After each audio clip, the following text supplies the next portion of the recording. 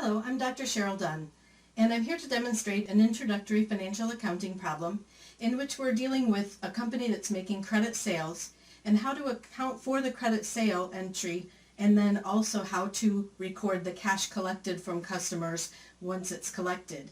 And we're going to look at two different scenarios, one in which it's collected within the discount period that's offered, and another where it's collected outside the discount period that's offered. So take a look at the problem for FlamelessGourmet Corporation.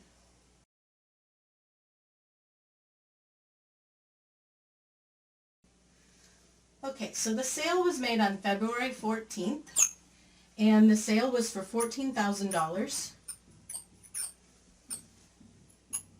And the terms were $210 net 30. And what this means is they get a 2% discount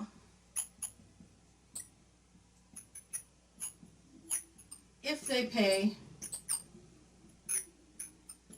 within 10 days.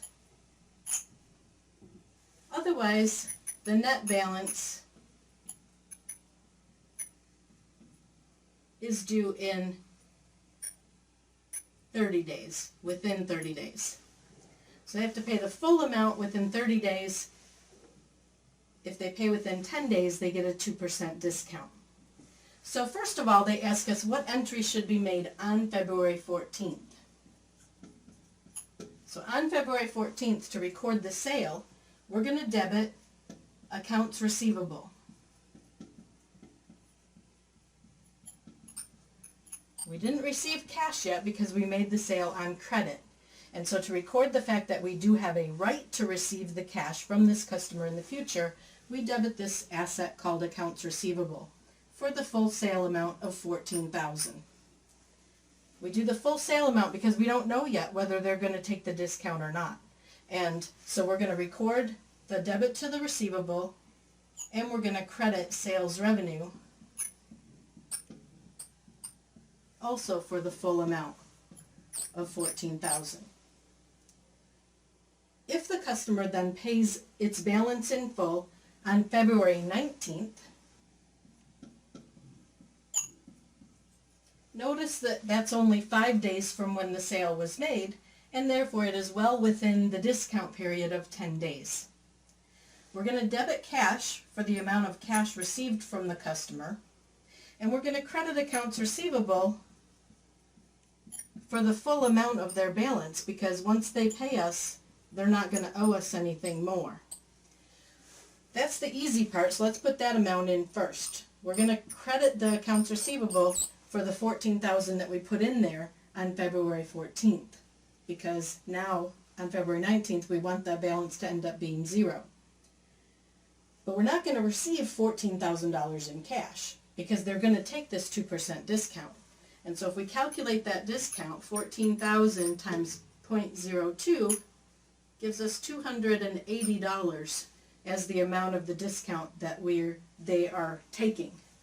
That means the 14,000 minus 280 is how much cash we would receive, which would be 13,720. So we're going to debit the cash for 13,720. Now you'll notice our debits don't equal our credits in our journal entry, and that's a signal that we're not done with this entry yet. And that's because we have to account for this $280. This $280 is a sales discount, and that's the account that we're going to debit, an account called sales discounts. Sales discounts is a contra revenue account. In other words, it will be subtracted from our revenues on our income statement to calculate our net sales value.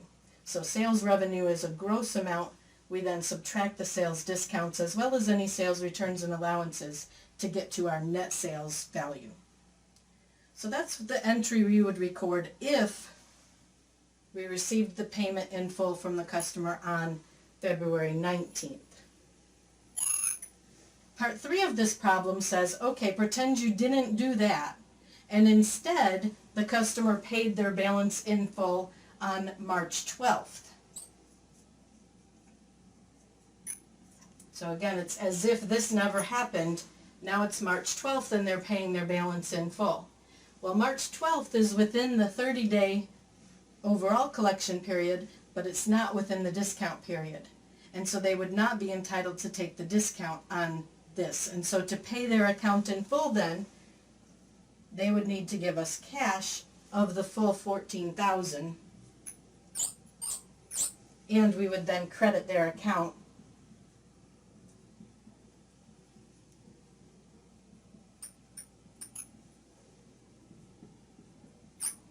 for that full $14,000 as well.